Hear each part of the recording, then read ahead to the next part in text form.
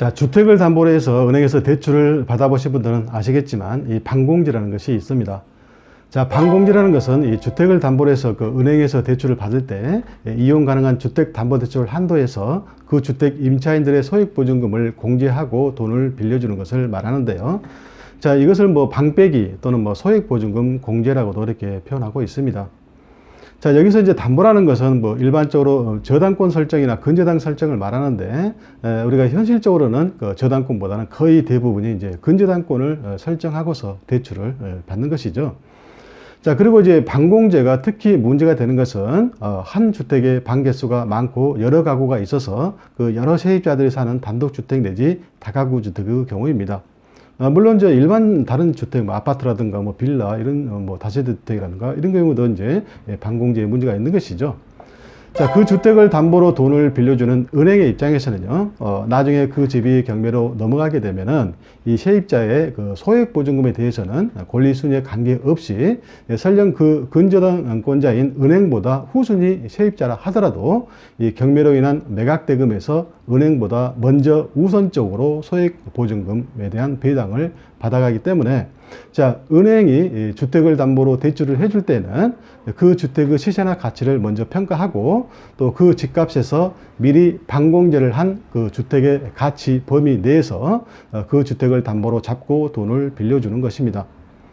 자, 한편 그 주택임대차보호법에서는 그 임차인의 보증금 중에 일정액, 즉 소액보증금에 대한 최우선 변제권을 규정하고 있는데, 자, 이는 그 집 없는 세입자가 그 임차해서 살고 있는 집이 갑자기 그 경매로 넘어가게 돼서 전체 보증금 중에서 소액보증금마저도 돌려받지 못하게 된다면 그 세입자는 다른 곳에 이사갈 돈도 없고 결국 길거리로 쫓겨날 수밖에 없기 때문인 것입니다.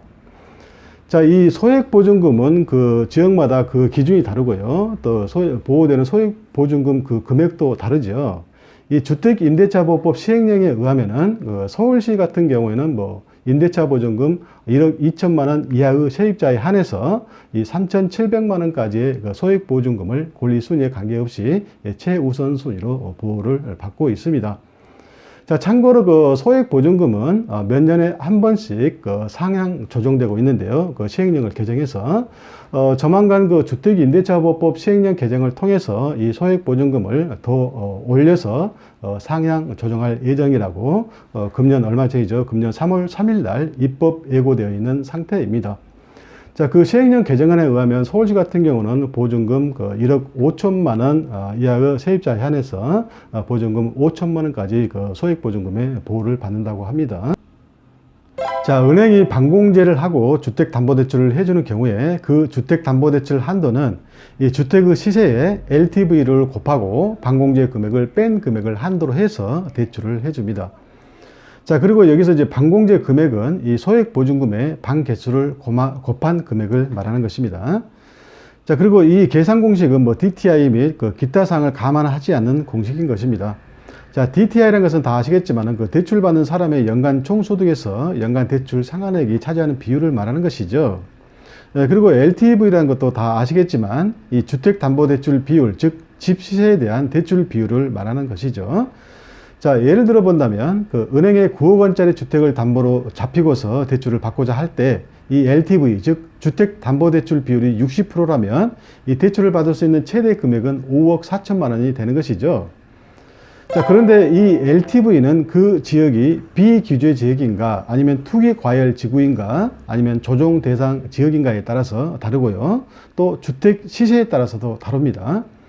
자, 예컨대 이 정부의 그 6.17 부동산 대책에 따르자면 이 서울시 영등포구에 있는 9억 원짜리 단독주택을 매수할 때 그 주택을 담보로 대출을 받거나 아니면 본인이 이미 가지고 있던 집을 담보로 대출을 받을 때 이 영등포구는 이 투기 과열 지구에 속하기 때문에 이 집값이 9억 원이라면 이 LTV가 40%가 되고요. 이 담보대출 최대 금액은 따라서 3억 6천만 원이 되는 것입니다.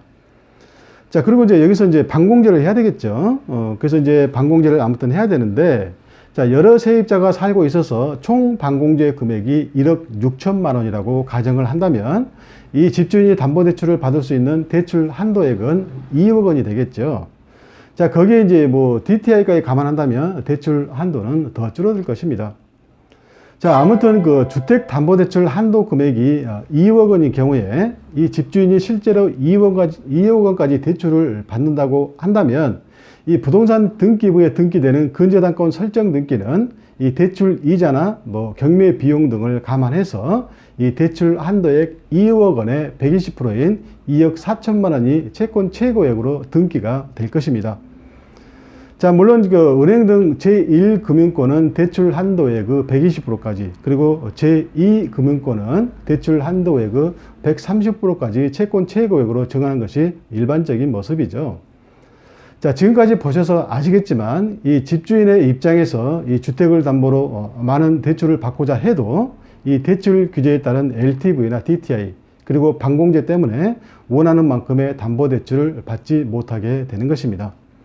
자, 특히 그 주택 중에서 뭐 단독주택 내지 다가구 주택과 같이 한 개의 주택에 여러 가구가 사는 경우에는 이 반개수가 많고 세입자도 여러 명이기 때문에 이 반공제를 하는 금액이 많고 따라서 생각했던 것보다 대출이 훨씬 적게 나오게 되는 것입니다.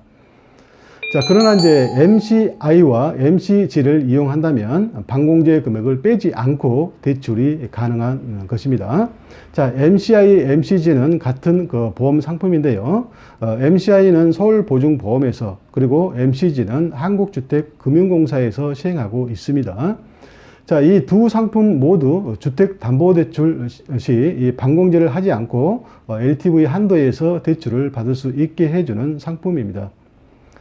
자, 이상으로 설명을 마치고요. 다음 시간에는 더욱더 좋은 내용으로 찾아뵙도록 하겠습니다. 지금까지 시청해 주셔서 감사합니다.